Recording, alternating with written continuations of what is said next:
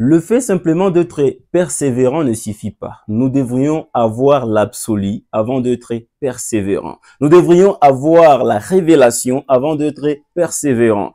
Je vais vous donner un exemple de la personne qui était en train de pêcher les poissons. C'était sur une photo qui était partagée sur les réseaux sociaux. On a montré une personne qui était en train de vouloir pêcher dans un endroit, alors que c'est derrière lui que les poissons se trouvaient. Alors, il était en train de vouloir avoir des poissons, mais il était en train de jeter son hameçon à un endroit où il n'y avait rien. Alors que il suffisait simplement de se retourner et de jeter l'hameçon de l'autre côté et il aurait du poisson. Alors, bien qu'il aurait été persévérant, bien qu'il pourrait résister, continuer à persévérer, il ne saurait pas avoir le poisson malgré sa persévérance. Alors, ne vous servez pas simplement de la persévérance comme critère. Sachez que, en dehors de la persévérance, vous devez avoir aussi l'assurance que vous êtes dans le vrai. Alors, aujourd'hui, c'est vraiment répandu partout que non, si vous êtes persévérant, vous allez y arriver.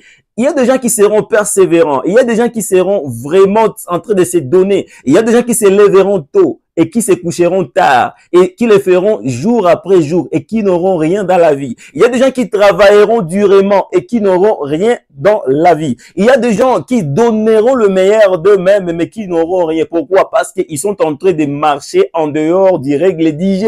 Ils sont en train de travailler sans pour autant avoir la révélation de savoir là où ils doivent être et là où Dieu veut qu'ils soient. Alors, ne prenez pas les risques de développer la persévérance avant d'avoir l'assurance que vous êtes dans la volonté de Dieu et que vous êtes à l'endroit où Dieu voulait que vous soyez. Dieu ne nous a pas placés ici simplement pour que nous nous débrayions. Nous sommes ici pour pouvoir nous appuyer à sa volonté à lui. Alors, nous sommes ici pas comme les autres. En tant que chrétiens, nous devons poser toujours la question au Seigneur. Seigneur, qu'est-ce que tu attends de moi? Quelle est ta volonté pour moi dans cette question? Alors, ne restez pas sur un endroit, continuons à persévérer, pensant que la persévérance paye toujours. Elle paye si vous connaissez là où vous tenez, si vous êtes là où vous devez être. Alors, avant d'être persévérant, rassurez-vous que vous êtes à l'endroit où Dieu vous a placé. Avant de persister, rassurez-vous que Dieu vous a parlé et que vous êtes dans sa volonté et que dans ce que vous faites là-bas, vous êtes en accord avec la destinée, la prédestination.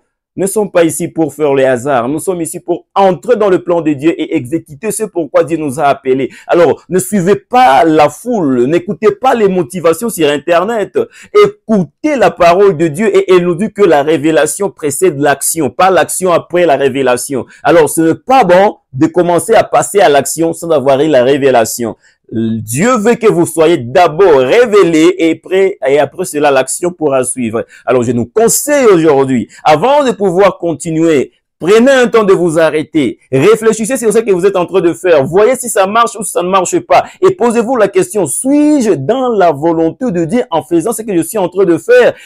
Ai-je la conviction que c'est ceci que Dieu voudrait que je fasse dans ma vie? Et j'ai vraiment l'assurance que je suis là où Dieu voulait que je puisse être. Parce que c'est impossible que vous échouez si vous êtes là où Dieu vous a placé. Et c'est impossible que vous puissiez prospérer réellement si vous n'êtes pas en endroit où Dieu voulait que vous puissiez être. La prospérité dépend aussi de la révélation et le fait d'occuper la position pour laquelle le Seigneur nous a préordonné. Alors, avant de pouvoir activer votre persévérance, ayez d'abord conscience de la volonté de Dieu dans votre vie et la persévérance suivra cela. Soyez bénis abondamment. Shalom.